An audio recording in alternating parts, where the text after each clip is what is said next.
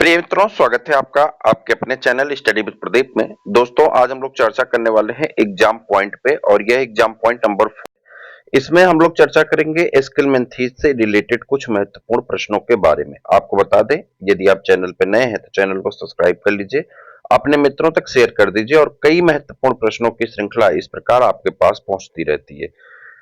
हमने एनसीईआरटी की classes start की थी और एनसीईआरटी की जो हमारी क्लास थी वह हिंदी मीडियम में यानी यूपी बोर्ड की जो क्लास हम कह सकते हैं, हिंदी मीडियम की क्लास, वह आपका 15 चैप्टर तक कंप्लीट हो चुका है। 16, 17, 18, 19 यानी 4 चैप्टर और आपके बचे हैं जो आपका इसी सप्ताह में खत्म हो जाएगा। इसके पश्चात हम लोगों के पास इसी का प्रैक्टिस पेपर है जो हिंदी मीडियम में होगा, तो इसका एनसीईआरटी का ही प्रैक्टिस पेपर हम लोग करने वाले हैं। इसके साथ ही साथ इंग्लिश मीडियम की आपकी इंग्लिश मीडियम में भी आपकी क्लास स्टार्ट होगी, उसका प्रैक्टिस पेपर आपका साथ ही साथ चलता जाएगा चैप्टर वाइज।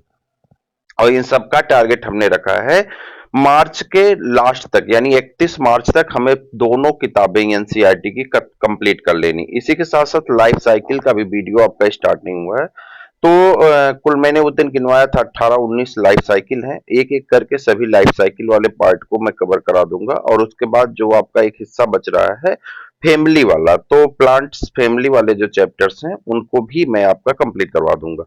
इसके अलावा टोटल इंटरमीडिएट में कोर्सेस हैं, जो कोर्सेस इंटरमीडिएट की किताबों के माध्यम से आपका खत्म हो जाएगा अप्रैल के लास्ट तक।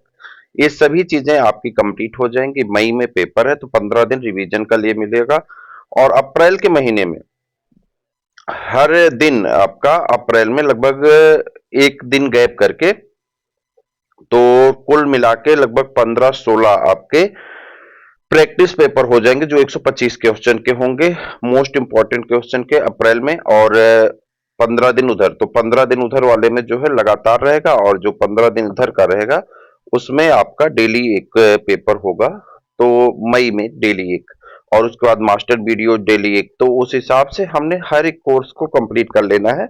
लेकिन मैं आपको फिर से बता दूं कि मैं सिर्फ एक साधन हूं, साध्य नहीं हूं। आपको अपनी प्रैक्टिस, अपनी तैयारी, अपनी किताबें एनसीईआरटी और जो साइड बुकें हैं उसे अवश्य पढ़ते रहिए ताकि आप जो है बेहतर स्कोर कर सकें। ठीक, मैं कोशिश कर रहा हूँ जितनी चीजें आसान हो कर सकता हूँ मैं उतना जरूर करूंगा। ठीक है, चलिए स्टार्ट करते हैं। एस्केलमेंथेज के बारे में चर्चा करते हैं। एस्केलमेंथेज से रिलेटेड कुछ प्रश्न यहाँ पे दिए गए हैं जो आपके लिए महत्वपूर्ण है। कह रहा है कि नहरुआ, ये नहरुआ एक वायरस है, माफ करिएगा, एक इसका जीव है, वार्म है, क्रीम है, एस्केलमेंथीज फाइलम का एक जंतु है। कह रहा है यह एक जंतु है जो कि किसका जंतु है, वार्म है, किसका, एस्केलमेंथीज फाइलम का यह एक जंतु है। यह एक परजीवी होता है। यह क्या होता है, परजीवी होता है। इसका प्राथमिक पोषक मनुष्य है, जबकि साइक्लोप्स, साइक्लोप्स इसका द्वितीय पोषक है। तो कई बार यही प्रश्न पूछा जाता है कि निम्न में से द्वितीय साइक्लोप्स किसका पोषक होता है, तो प्रश्न भी यही था, लेकिन इसका पूरा व्याख्या अगर हम देखें तो ये पूरी व्याख्या आपके आप सामने है कि नहरुआ एक जो है एस्केलमेंथीज का फाइलम का जंतु है जो परजीवी होता है और ये मनुष्य इसका प्राथमिक पोषक है, जबकि द्वितीय पोषक के रूप में कौन होता है, साइक्लोप्स। आगे बढ़ते हैं। नर एस्केरिस तथा मादा एस्केरिस में कई विभिन्नताएं पाई जाती हैं, लेकिन हम लोग तो एक ही चीज देखते हैं, लंबाई।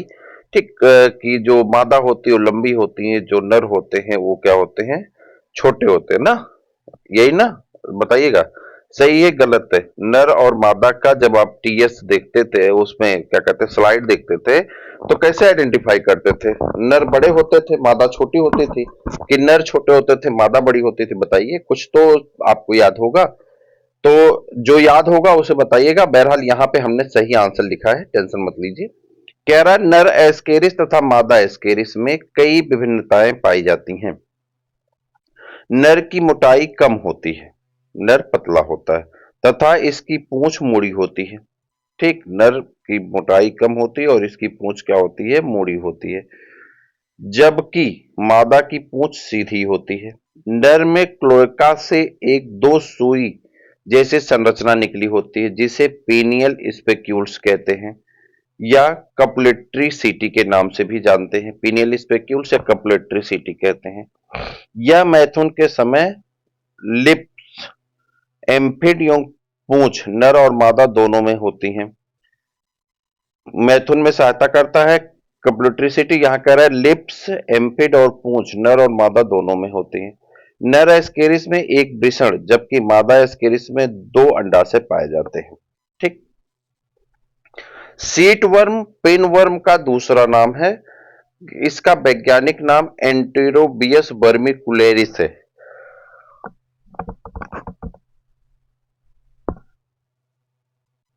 देखिए कह रहा है सीट वर्म पिन वर्म का दूसरा नाम है। इसका वैज्ञानिक नाम एंटेरोबियस वर्मिकुलेरिस है। यह मनुष्य का सबसे साधारण निमेटोड परजीवी होता है जो लगभग संपूर्ण विश्व में पाया जाता है। वास्तविक देह गुहा वह होती है, कह रहा वास्तविक देह गुहा वह होती है जो भ्रूणी मीसोडर्म से उत्पन्न होती है। कह रहा वास्तविक देह गुहा किसे कहते हैं? जो भ्रूणी मीसोडर्म से उत्पन्न होती है उसे वास्तविक देह गुहा कहते हैं। शरीर की दीवार एवं आहार नली के मध्य पाई जाने वाली गुहा जो किसी ऊतक से घिरी नहीं होती उसे स्यूडोसिलोम कहते हैं। कह रहा है जो किसी ऊतक से घिरी नहीं होती उसे स्यूडोसिलोम कहते हैं। निमेटोडा संघ के सदस्यों में अखंडित स्यूडोसील पाया जाता है। कह रहा है कि इसमें अखंडित स्यूडोसिलोम पाया जाता है। प्लेटेहेल्मिंथीज में जो है अखंडित अप्रगुहिक प्राणी होते हैं यानी एसिलोमेटिक प्राणी होते हैं, जबकि एनेलिडा बिखंडा बिखंडा मतलब सेगमेंटेड प्रगुहिक प्राणी होते हैं। मोलस्का यूसिलोमेट प्राणी है जिसका कोमल शरीर खंडयुक्त नहीं होता है।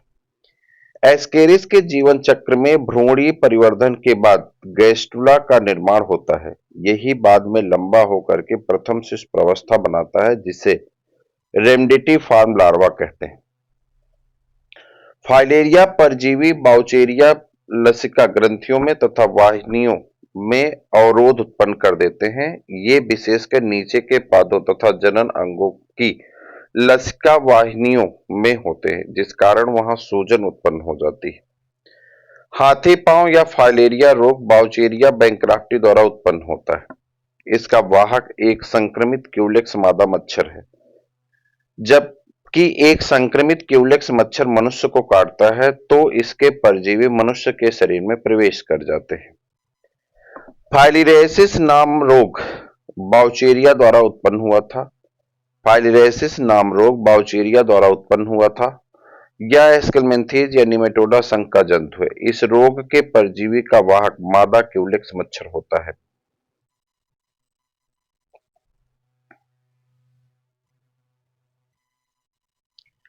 बाउचेरिया बैंक्राफ्टी एस्केलमेंथीज संघ का सदस्य है जो शीतोष्ण क्षेत्रों, कह रहा बाउचेरिया बैंक्राफ्टी यह एस्केलमेंथीज का सदस्य है, संघ का सदस्य है जो शीतोष्ण क्षेत्रों में हाथी पांव या फाइलेरिया रोग के लिए उत्तरदायी होता है।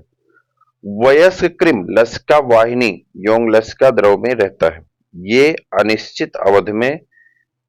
निश्चित अवधि में विशेष रूप से रात्रि के समय 10 बजे से 4 बजे सुबह तक रक्त में आते हैं।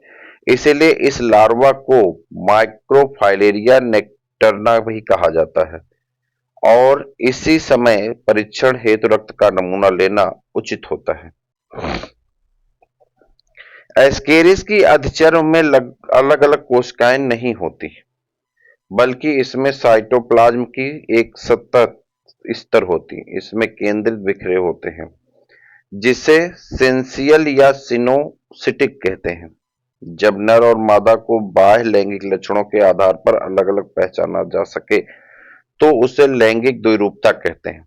एस्केरिस जो नर और मादा में बाह्य लक्षणों के आधार पर इन्हें अलग अलग विभेदित किया जा सकता है। एस्केरिस के जीवन चक्र में कुल 4 तरुण डिंभक अवस्थाएं होती हैं और यह यानी लार्वा अवस्था होती है। डिंभक मतलब लार्वा। यह 4 बार निर्मोचित करता है। प्रथम जो लार्वा अवस्था होती है, प्रथम प्रवस्था जिसे रेमडिटिफॉर्म लार्वा प्रवस्था कहते हैं। द्वितीयक जो प्रवस्था होती है उसे जो है क्या कहते हैं? द्वितीयक प्रवस्था को एम्ब्रियोनेटेड एग कहते हैं। तृतीयक प्रवस्था को तरुण कहते हैं और चतुर्थ प्रवस्था को भी तरुण यानी लार्वा कहा जाता है। एस्केरिस का प्रथम तरुण डिंबक रेमडेटिफार्म लार्वा कहलाता है। इसके द्वितीयक जुवेनाइल अवस्था को एम्ब्रियोनेटेड अंडे कहते हैं। यह अवस्था मनुष्य के में संक्रामक होती है। कह रहा है एम्ब्रियोनेटेड एग जो स्टेज होती है, यही मनुष्य में रोग उत्पन्न करने के लिए जिम्मेदार होती है। एस्केरिस में मध्यस्थ पोषक अनुपस्थित होते हैं। एस्केरिस स्तनियों की आंत का एक पोषदी परजीवी होता है, जिसके लार्वा में प्रथम तथा अंतिम निर्मोचन मनुष्य के आंत में होता है। एस्केरिस में यच के आकार का उत्सर्जन तंत्र होता है। यह एक अकेली कोशिका से विकसित होता है, जिसे रिनेट कोशिका कहते हैं। इस कोशिका से नलिकाओं का निर्माण होता है। ये संपूर्ण कैनाल आपस में मिलकर यच के आकार में दिखाई देते हैं। एस्केरिस में शुक्राणु पुच्छ विहीन, अमीबॉयड तथा असमित होते हैं। एस्केरिस को गोलकृम भी कहा जाता है। मेलोइडोजॉइन नामक निमेटोड की कुछ प्रजातियां विभिन्न वृक्षों, झाड़ी तथा शाक की जड़ों को रोगग्रस्त कर देते हैं, जिसे रूट नॉट कहते हैं।